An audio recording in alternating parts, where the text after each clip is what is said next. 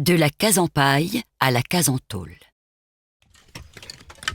Des premiers temps de la colonisation jusqu'au début du XVIIIe siècle, esclaves et colons bâtissent des maisons à l'aide de troncs et de branches.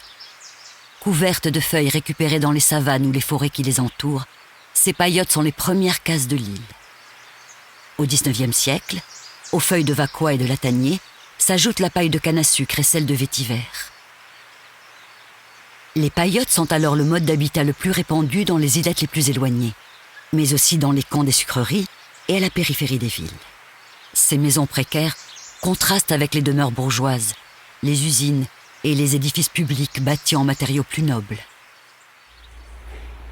Régulièrement reconstruites après un cyclone, les paillotes constituent toutefois l'essentiel de l'habitat populaire réunionnais jusqu'au milieu du XXe siècle. Ces petites cases ne servent alors qu'à dormir, le boucan ou cuisine se trouvant quant à lui à proximité. Dans les années 1950, les tôles de récupération, les fûts métalliques déroulés et autres ustensiles recyclés font leur apparition dans ces constructions de fortune. Seule perdure la structure et la charpente en bois de jadis, sur laquelle on vient clouer les feuilles de métal. La case en paille devient case en tôle.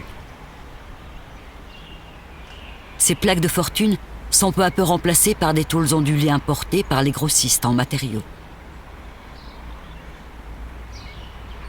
Si de nombreuses cases en tôle subsistent encore de nos jours dans les zones rurales, elles ont tendance à disparaître progressivement en zone urbaine, avec le développement de l'habitat social en mode collectif.